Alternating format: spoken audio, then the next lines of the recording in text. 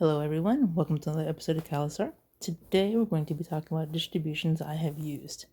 And I have used 4 distributions. Actually, I've used 6, but 2 I don't feel comfortable talking about. But we're going to be talking about Mint, Ubuntu, Fedora, and Manjaro. I've also used Arch and CentOS, but I haven't used them enough to feel comfortable talking about them. Maybe CentOS down the road, but probably not Arch, because I use Manjaro, and I guess I could use Arch, but I'm comfortable and I like Manjaro. But let's go ahead and get started with this list.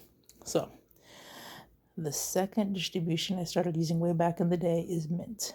Now, I have it last on here because it is the one that, if I did go back to it, it's usually just for fun. So, it's the second distro I started using way back in 2011.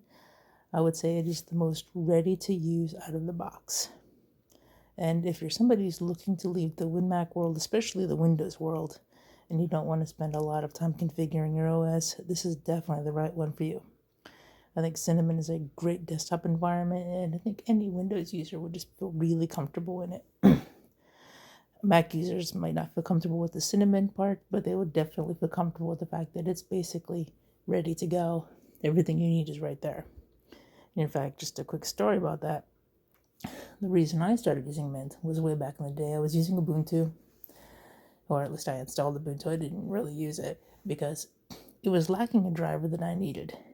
And so that was one of the 2 reasons I stopped using Ubuntu. I'll talk about the second reason in the next slide. But for whatever reason, Mint had that driver and Ubuntu did not. It's really odd, but that was a long time ago. I don't remember the exact specifics of it, but that's why I started using Mint at that time. So I would say this is for someone who wants to use Linux as their primary driver. They want to get away from the Windows or the Mac world, but isn't interested in doing a lot of configuring. They don't really want to get down and just kind of learn the roots of the system. That takes us to Ubuntu. I guess you could say Mint's parent. Yeah, crack me up. So this was actually the first distro I checked out. I abandoned it because it actually lacked 2 things. Number 1, there was a driver that it didn't have, and I discussed that before. But number 2 was I just did not like the original Unity desktop. Coming from the Mac world at that time, I was kind of used to that kind of setup, but I did not like the way it was laid out, and I didn't know how to reconfigure the desktop at that time. So years later, and let's say experience later, I installed Ubuntu again. This time, of course, Unity is gone, and they're using their own kind of Unity, GNOME, whatever environment. So GNOME, one good thing about it, it is very customizable. And so once I downloaded that and learned how to use that, I decided that, you know what, I'm probably going to just keep Ubuntu on the system because it's rock solid, it doesn't crash, and it is basically a very good production system. The only thing I could say is down the road it could get replaced, say by Manjaro or Ubuntu, but we'll see. So who is this for? I would say Ubuntu is for anyone who wants rock solid reliability and ease of use. I would say that Mint and Ubuntu have actually merged in many ways, and that their greatest difference right now is basically what snaps maybe and the desktop environment.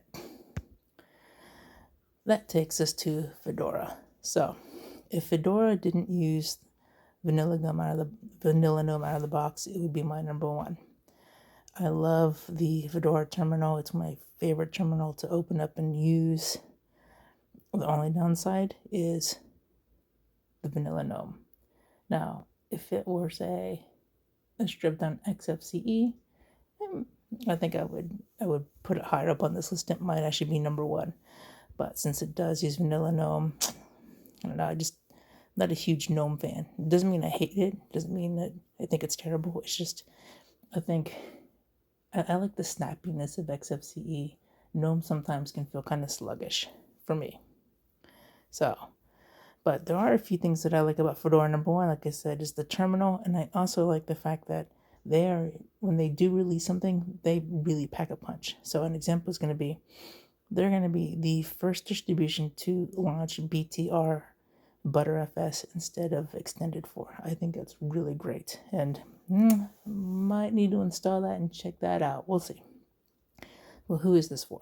Fedora is for the person who wants Red Hat on the bleeding edge. So if you're a Red Hat person, maybe you use CentOS or Red Hat in business or something, come home, you don't really want to learn, say, Arch or anything, you put Fedora on there, you're good to go.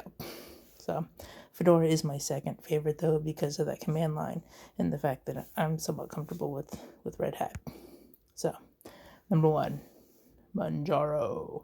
This is actually my favorite distribution at the moment. This is probably my second, I wouldn't say productivity, I would say this is probably my daily driver on things that if it crashes, I'm good because it's backed up somewhere.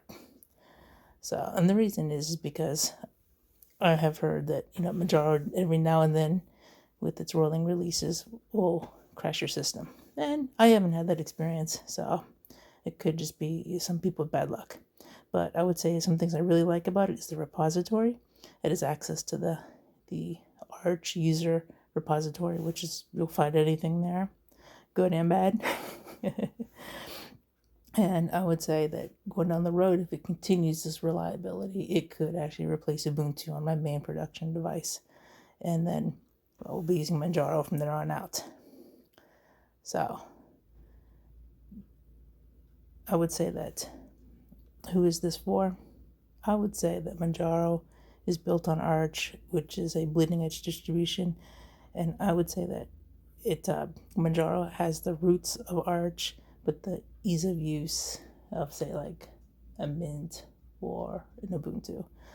And I say it has XFCE, so right there, that's a huge win for me. XFCE all the way. So I would say that if you're looking to try a Linux distribution and you're tech savvy, not that, I'd say that Manjaro is pretty easy to use out the box. So I would say that if you're looking to try something cutting edge, I would definitely give Manjaro a try.